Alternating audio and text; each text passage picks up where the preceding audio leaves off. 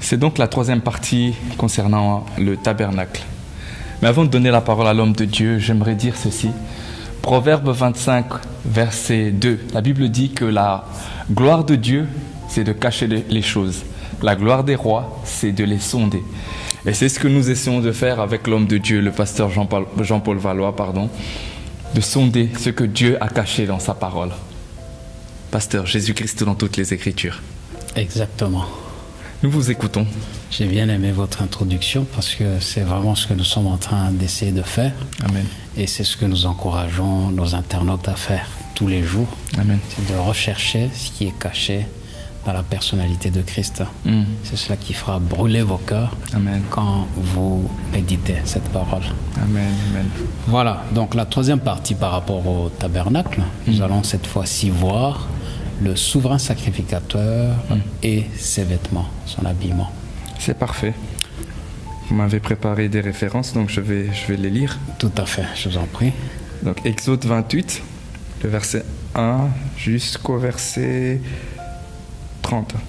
Je lis au nom de Jésus. On va sauter quelques versets, mais je vous le dirai. Fais approcher de toi Aaron, ton frère, et ses fils, et prends-les parmi les enfants d'Israël pour les consacrer à mon service dans le sacerdoce. Aaron et les fils d'Aaron, Nadab, Abihu, Éléazar et Ithamar. Tu feras à Aaron, ton frère, des vêtements sacrés pour marquer sa dignité et pour lui servir de parure. Le verset 4. Voici les vêtements qu'ils feront. Un pectoral, un éphod, une robe, une tunique brodée, une tiare et une ceinture. Ils feront des vêtements sacrés à Aaron, ton frère, et à ses fils, afin qu'ils exercent mon sacerdoce. Le verset 5. Ils emploieront de l'or, des étoffes teintes en bleu, en pourpre, en cramoisi et en fin lin. Ils feront les fautes d'or, de fil bleu, pourpre et cramoisi, et de fin lin retors.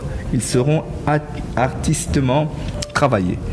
On y fera 2 épaulettes qui le joindront par ses 2 extrémités, et c'est ainsi qu'il sera joint.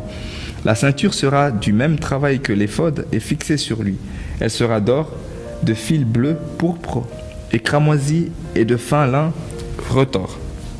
Tu prendras 2 pierres d'onyx et tu y graveras les noms des fils, 6 de leurs noms sur une pierre et 6 autres sur la seconde pierre, d'après l'ordre des naissances. Tu graveras sur les 2 pierres les noms des fils d'Israël, comme on grave les pierres, et les cachets, tu les entoureras de montures d'or. Tu mettras les 2 pierres sur les épaulettes de l'éphod, en souvenir des fils d'Israël, et c'est comme souvenir qu'Aaron portera leur nom devant l'Éternel sur ses 2 épaules. Le verset 29. Lorsque Aaron entrera dans le sanctuaire, il portera sur son cœur les noms des fils d'Israël, gravés sur le pectoral du jugement, pour en conserver à toujours le souvenir devant l'Éternel. Le verset 30. Tu joindras au pectoral du jugement l'Urim et le Thummim. Ils seront sur le cœur d'Aaron lorsqu'il se présentera devant l'Éternel. Ainsi, Aaron portera constamment sur son cœur le jugement des enfants d'Israël lorsqu'il se présentera devant l'Éternel. Hébreux 4, le verset 14, la Bible dit « Ainsi, puisque nous avons un grand souverain sacrificateur qui a traversé les cieux, Jésus, le Fils de Dieu, demeurons fermes dans la foi que nous professons. Car nous n'avons pas un souverain sacrificateur qui ne puisse compatir à nos faiblesses. Au contraire, il a été tenté comme nous en toutes choses sans commettre de péché. Approchons-nous donc avec assurance du trône de la grâce afin d'obtenir miséricorde et de trouver grâce pour être secourus dans nos besoins. Amen. Amen. Voilà, donc nous commençons par Hébreux 4, qui dit que nous avons un souverain sacrificateur Effectivement. qui compatit à nos faiblesses. Mais cette fois-ci, ce souverain sacrificateur, en la personne de Jésus-Christ, n'est pas dans un tabernacle qui est fait de main d'homme.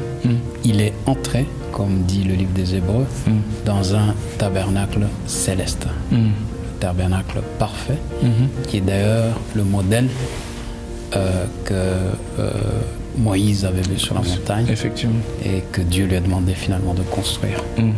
Alors pour en revenir à la personne d'Aaron, Aaron était souverain sacrificateur, c'est-à-dire que Dieu l'avait choisi, lui, Lévite, pour lui et ses fils devenir des sacrificateurs. Et parmi les sacrificateurs, on en choisissait un qui devait entrer ou officier dans les saints des saints le jour de Yom Kippour. Ok. Qui était, si vous voulez, au-dessus de ses collègues cette année-là. Juste nous rappeler en quelques mots Yom Kippour. Voilà, Yom Kippour, c'est le jour du grand pardon, où tout Israël venait se repentir et justement le souverain sacrificateur devait amener le sang du sacrifice. D'abord pour ses propres péchés et ensuite pour les péchés du peuple. Voilà. Il a porté ça jusque dans le lieu très saint, c'est ça? Dans le lieu très saint, là, sur le propitiatoire que nous avons vu la fois dernière. Effectivement. Oui. Alors, il y a plusieurs parallèles. C'est que, donc on vient de le dire, ce passage, Aaron était souverain sacrificateur selon son ordre, selon l'ordre d'Aaron ou selon l'ordre lévitique. Le nôtre, le souverain sacrificateur que nous avons, c'est Jésus-Christ. Et nous avons vu dans une des présentations précédentes que lui était selon l'ordre de Melchisédek. Nous avons donc plusieurs parallèles. C'est que Aaron ou les souverains sacrificateurs qui l'ont suivi faisaient un service temporaire. Jésus-Christ fait un service éternel. Le péché était couvert par le service d'Aaron. Avec Jésus-Christ, l'agneau de Dieu, le péché est ôté. Ensuite, le Saint des Saints, bien sûr, était sur terre avec Aaron, tandis qu'il est céleste avec Jésus-Christ. Amen. Et enfin, nous pouvons dire que ce service-là se faisait plusieurs fois, c'est-à-dire une fois l'an, mais chaque année. Alors que la Bible nous enseigne que le sacrifice de Jésus était fait une fois pour toutes. Voilà. Effectivement. Voilà, donc après avoir considéré la personne d'Aaron, nous avons également vu qu'il devait avoir un habillement particulier. Oui. De la tête aux pieds. Nous avons relevé quelques éléments importants et je vais les citer un peu. Voilà. Donc nous avons vu d'abord qu'il devait avoir une tiare, un turban tout autour de sa tête. Ok. Oui. Ce turban de lin blanc. En fait, que représente ce turban, ça veut dire que les pensées d'Aaron devaient être couvertes. La couleur blanc signifie la pureté. Amen. Voilà, c'est qu'en Christ, seulement en Christ, quand nous sommes en Christ, nous pouvons avoir des pensées pures. Voilà. Alors, il y avait beaucoup de choses qu'il devait porter. Il y avait les faudes, il y avait la robe de lin blanc, il y avait la robe bleue, il y avait les épaulettes, il y avait le pectoral, il y avait bien sûr toutes ces pièces qui étaient jointes également. Alors, rapidement, je vais parler peut-être de la ceinture. Vous voyez dans Ephésiens 6, la Bible nous dit qu'il est pour ceinture avoir la vérité. C'est donc de nouveau ce qui représente la parole de Dieu. Bon, nous avons ensuite le pectoral, qui était une partie importante. C'est une pièce qui se mettait devant la poitrine et où il y avait les 12 pierres qui représentaient les tribus d'Israël.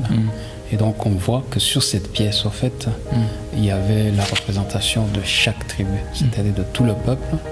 Et elle était sur la poitrine parce que c'est l'endroit où se trouve le cœur. Et que donc Christ nous porte tous ceux qui sont à lui, son peuple, sur son cœur. Wow. Ensuite, nous avons les épaulettes, où il y avait 6 noms d'un côté et 6 noms de l'autre côté. Et effectivement, ça représente également Christ qui a la capacité de porter nos fardeaux. Lui qui a dit, venez à moi, vous qui êtes chargés et fatigués, je vous donnerai du repos.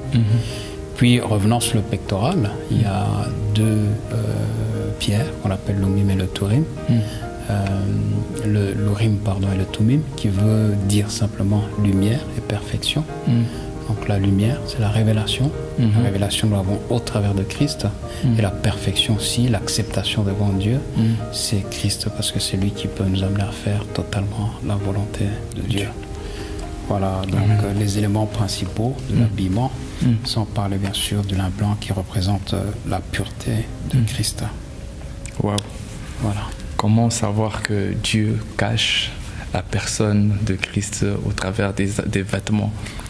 C'est vraiment difficile sans avoir aussi le Saint-Esprit, sans avoir cette révélation, cette lumière que vous avez dit, le Thummim, c'est ça? L'Urim qui est la lumière, et le Thummim qui a la perfection. Effectivement. J'ai donc une question. Un conseil aussi également, comment pouvoir avoir la révélation de la parole? Voilà, donc en toute humilité, je voulais d'abord dire ceci. Il y a deux étapes essentielles. C'est d'abord d'accepter d'être enseigné. Amen. C'est-à-dire que je ne peux pas prétendre que tout l'enseignement que je suis en train de donner vient uniquement des révélations que j'ai eues. J'ai eu sûrement à être enseigné, à être instruit par d'autres hommes de Dieu, à suivre d'autres hommes de Dieu, c'est une chose. Mais ensuite, à partir de ce moment-là, nous devons grandir. Amen. Et comme vous l'avez si bien dit avec le proverbe 25, un roi, c'est-à-dire celui qui veut régner, parce que nous sommes des rois. Amen. Jésus est le roi des rois. C'est celui qui sonde les choses cachées. C'est celui qui sonde la parole de Dieu. Et pour grandir, nous devons avoir cette humilité aussi de nous asseoir au pied du Maître et de dire « Enseigne-moi, Seigneur, sur les choses cachées ». Voilà, c'est ainsi que lorsqu'on commence à méditer la parole de Dieu, à dialoguer avec l'Esprit de Christ, il nous révèle beaucoup de choses. La Bible ne dit-elle pas que c'est l'onction que vous avez reçue qui vous enseignera? Amen. Comment avoir la conviction que ce que l'on médite là, c'est vrai, cette parole en tout cas le résultat de notre méditation est correct. Comment avoir cette... Je dirais ceci en partant des versets que nous avons donnés tout au départ de l'émission. Christ lui-même dit que toutes les Écritures parlent de lui. Amen. Partir de cette conviction que chaque Écriture que nous allons aborder fait mention de Christ. Waouh. Je ne sais pas pour vous, ça me donne envie d'aller méditer. J'espère que c'est aussi votre cas. Merci encore une fois de plus, pasteur. Merci, frère Owen. Que le Seigneur vous bénisse abondamment. Amen.